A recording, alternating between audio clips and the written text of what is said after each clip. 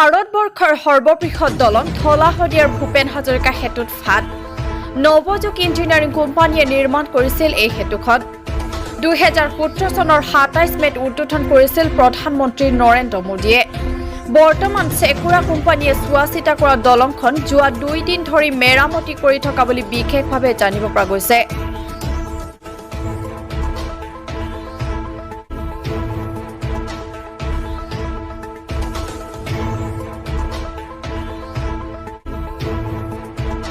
ফাট মেলা নহয় আসলতে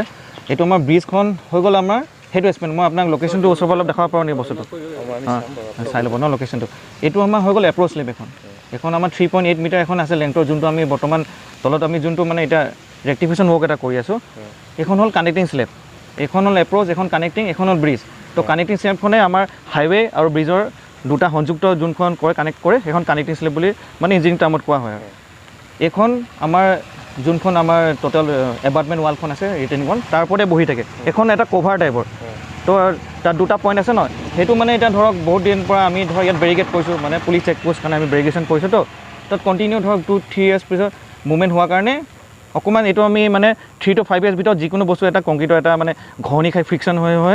অলপ গেপ এটা তলত হৈছে যোনটো আমি মানে এই এক্সপাৰ্ট মাতি মেলি বাছ সেইটো আমি এতিয়া ক্ৰেইনখন আমি যোনটো খাৰা কৰিছোঁ ইয়াত আমি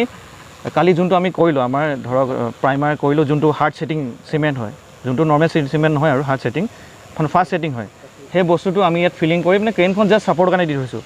আমি 50% কালি কৰিলোঁ আৰু 50% বৰষুণটোৰ কাৰণে মইশ্চাৰ হোৱাৰ কাৰণে টেম্পাৰেচাৰটো মেচ নোহোৱাৰ কাৰণে কাৰণ নৰ্মেল টেম্পাৰেচাৰত কৰিব লগা হয় যিকোনো বস্তু এটা সেইটো কাৰণে আমি এতিয়া ক্ৰেইনখন থৈ দিছোঁ কালি ইভিনিং মানে এইটো পৰ্চন কমপ্লিট কৰি ৰোডটো ক্লিয়াৰ কৰি দিম নহয় তেনেকৈ ধৰক এইটো হয় বাৰু যিকোনো ধৰক এইটো মানে এটা এছেট হয় ইণ্ডিয়া এছেট হয় এটা তো অকণমানতো মানে মানুহ পাব্লিকে ধৰক আমি কি কৰি আছোঁ এতিয়া আমাৰ লগত ডাইৰেক্ট কণ্টেক্টত আহিলে তেওঁলোকে গম পাব বস্তুটো এতিয়া তেওঁলোকে মনত ভাবি যিকোনো আমি দেখিম যে ক্ৰেইন এখনে এটা বুমত লৈ থৈছে কি লৈ থৈছে এইটো জাষ্ট লোডৰ কাৰণে দি থৈছোঁ কাৰণ ক্ৰেইন এখনৰ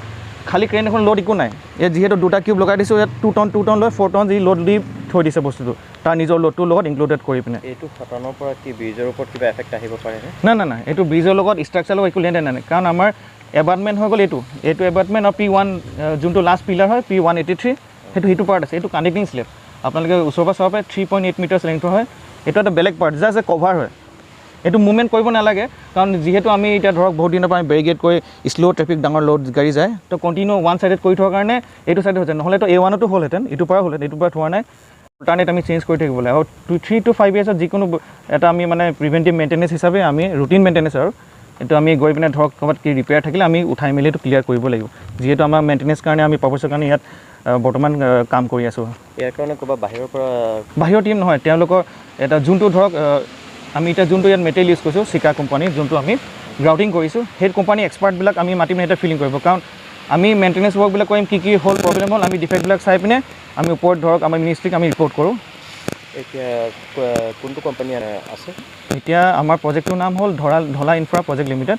কোম্পানীটো হ'ল চেকুৰা ড'ৰ্ছ লিমিটেড ক'ৰ পৰা আহিব আমাৰ যোনবিলাকে ৰিপেয়াৰিং কৰিলে তেওঁলোক কলকাতাৰ হয় তেওঁলোক এক্সপাৰ্ট টীম হয় তেওঁলোক গ্ৰাউটিং পাৰ্পছৰ কাৰণে কাৰণ তেওঁলোকৰ ফিনিচিং যোনটো সিহঁতৰ মেচিন আছে আমাৰ ওচৰত যোনবিলাক মেচিন লাগে ইকুইপমেণ্ট লাগে সিহঁতক দি দিয়া হৈছে সিহঁতে স্পেচিয়েলিষ্ট হয় সিহঁতে নিজৰ বস্তু এপ্লিকেশ্যন বস্তু যি লাগে সিহঁতে নিজে লৈ আহি নিজে বস্তুটো নিউজ লাইন